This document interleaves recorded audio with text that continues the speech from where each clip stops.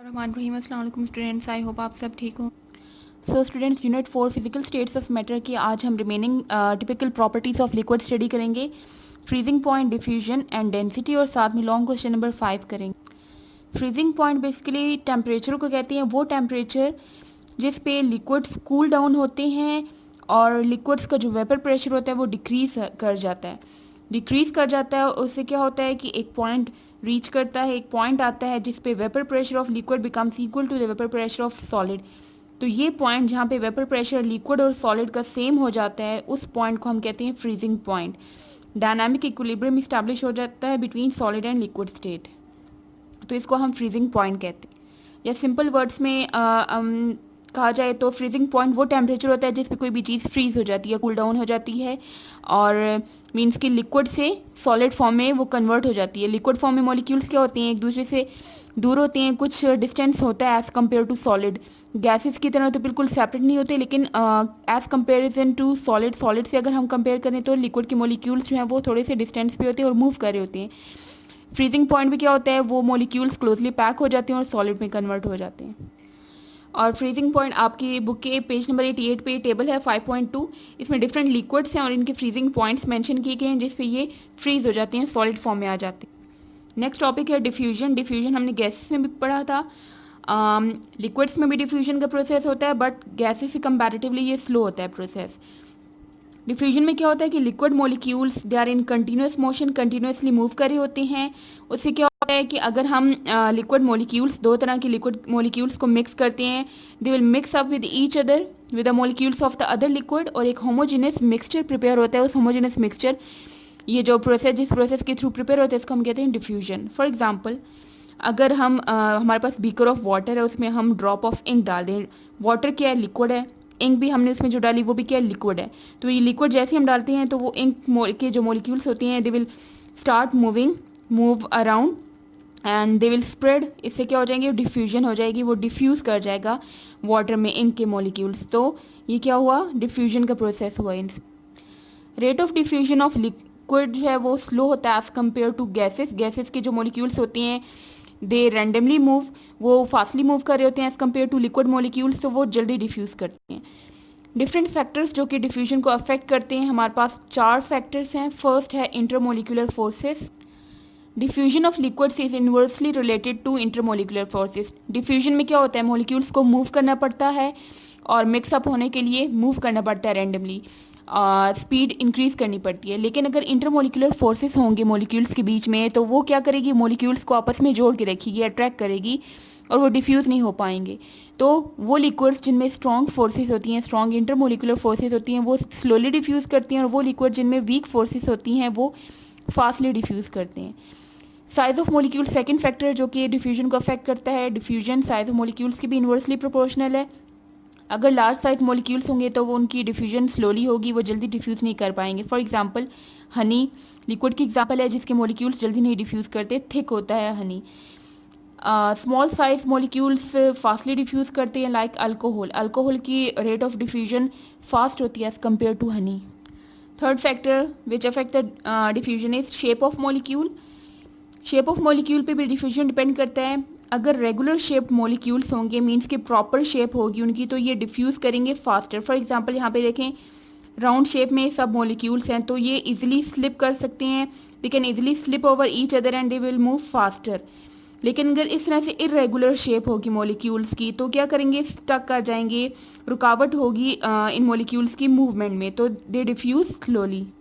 Fourth factor जो कि affect करता है डिफ्यूजन को, वो है टेम्परेचर, और डिफ्यूजन टेम्परेचर पे डायरेक्टली डिपेंड करता है। रीज़न इसकी क्या है कि हाई टेम्परेचर जब होता है तो उससे क्या होगा, टेम्परेचर जब हम इंक्रीज़ करते हैं तो मॉलिक्यूल्स को हीट मिलती है and they start moving, motion of molecules increase होती है एंड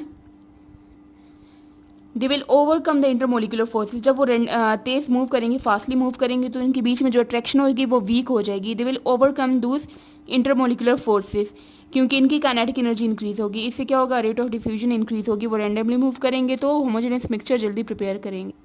नेक्स्ट टॉपिक जो टिपिकल प्रॉपर्टी है लिक्विड्स की, वो है डेंसिटी।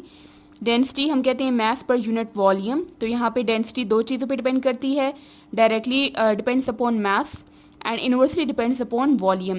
इट मीन्स कि अगर कोई चीज़ मास में ज़्यादा होगी, हैवी होगी, तो उसकी डेंसिटी भी हाई होगी। अगर किसी चीज़ का वॉल्यूम हाई है, वॉल्यूम मीन्स कि स्पेस ज़्यादा ले रहा है, उससे क्या होगा, उन मॉलिक्यूल्स के बीच में स्पेसेस ज़्यादा होंगी, खाली जगह ज़्यादा होगी, एम्प्टी स्पेसेस, तो वो डेंसिटी उसकी कम होगी। जैसे कि हमने एग्जांपल स्टडी की थी ice float over water, water के मॉलिक्यूल्स जो हैं उसमें वो मास कम लेते हैं, उनका वॉल्यूम कम होता है, तो डेंसिटी भी उनकी ज़्यादा होती है, क्योंकि वॉल्यूम अगर डिक्रीज़ होगा तो डेंसिटी इंक्रीज होगी। लेकिन आइस की केस में क्या होती है, जब लिक्विड आइस में कन्वर्ट होती है तो उसकी मॉलिक्यूल्स क्लोजली पैक नहीं होती, बल्कि उनके बीच में डिस्टेंसेस आते हैं, एम्प्टी स्पेसेस ज़्यादा प्रेजेंट होती है। जब एम्प्टी स्पेसेस होंगे, अंदर से खाली होंगी जगह, तो उससे क्या होगा, वो चीज़ लेस डेंसर होगी, उसकी डेंसिटी डिक्रीज कर जाती है।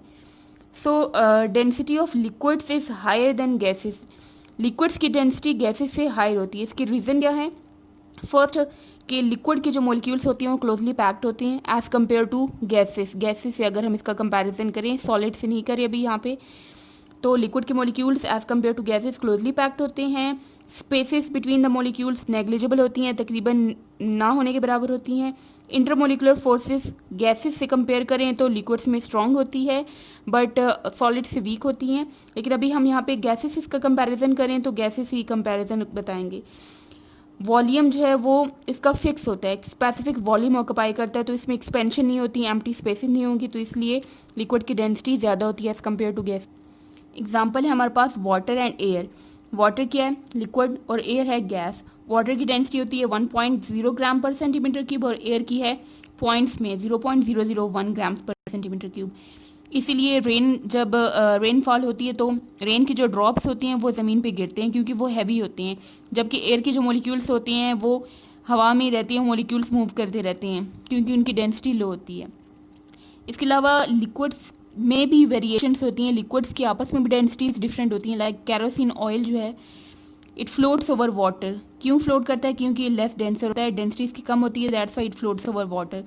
जबकि हनी जो है उसको अगर हम पानी में डालते हैं तो वो सेटल डाउन हो जाता है, बिकॉज उसकी डेंसिटी हाई होती है। Now take out your books and open page number 88। Freezing point first topic आज हमने किया है।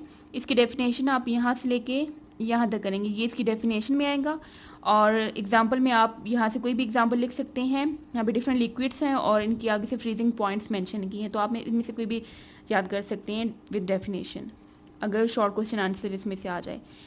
नेक्स्ट टॉपिक है डिफ्यूजन। इसमें डेफिनेशन में आएगा यहाँ से लेके यहाँ तक, देन एग्जाम्पल की हेडिंग आएगी, उसमें यहाँ से लेके यहाँ तक आएगा। Rate of diffusion of liquid, उसमें यहाँ से यहाँ तक आएगा। नेक्स्ट फैक्टर्स हैं।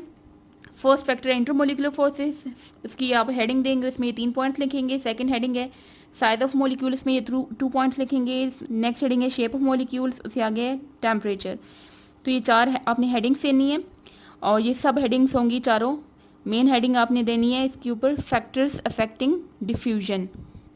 नेक्स्ट पेज नंबर 89 पे टॉपिक है डेंसिटी। ये जो हाईलाइटेड लाइन है ये इसकी डेफिनेशन है डेंसिटी की, और इसका जो फॉर्मूला होता है वो है D=m/v।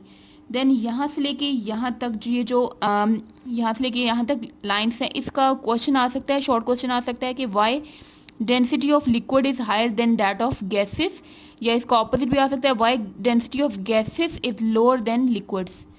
और इसकी आगे से फिर एग्जाम्पल इन्होंने यहाँ से लेके यहाँ तक एक्सप्लेन की हुई है। Now come to long question number 5। Describe the phenomena of diffusion in liquids along with the factors which influence it. Diffusion का फिनोमेना एक्सप्लेन करना है और वो फैक्टर्स एक्सप्लेन करने हैं जो कि इस पर असर करते हैं। तो इसमें आपने डिफ्यूजन का complete topic with all the headings, जो मैंने आपको हेडिंग्स मार्क करवाई है वो आपने करना है। फर्स्ट मेन हेडिंग आएगी डिफ्यूजन की, देन सब हेडिंग है डेफिनेशन, उसमें आपने यहाँ से यहाँ तक डेफिनेशन लिखनी है। एग्जाम्पल में आपने यहाँ से यहाँ तक लिखना है। Rate of diffusion of liquid में यहाँ से यहाँ तक। फैक्टर्स अफेक्टिंग द डिफ्यूजन की हेडिंग देंगे, और ये चारों फैक्टर्स आपने लिखने हैं विद हेडिंग्स, और इसमें आगे से एक्सप्लेनेशन लिखनी। तो ये इस तरह से आएगा। मेन हेडिंग है डिफ्यूजन और इसकी 3 सब हेडिंग्स हैं, इसकी एक्सप्लेनेशन आपने बुक से लिखनी है। देन मेन हेडिंग आएगी फैक्टर्स अफेक्टिंग डिफ्यूजन, और इसमें आगे से ये 4 पॉइंट्स हैं, चारों को आपने एक्सप्लेन करना है विद हेडिंग्स। ये 4 आप हेडिंग्स डालेंगे और इनके साथ आपने एक्सप्लेनेशन लिखनी है बुक से। सो आज का आपका होमवर्क है learn the topic on page 88 to 89। जो हमने आज टॉपिक स्टडी की वो आपने अच्छे से याद करनी है। Write and learn exercise long question number 5। See you next time. अल्लाह हाफिज़।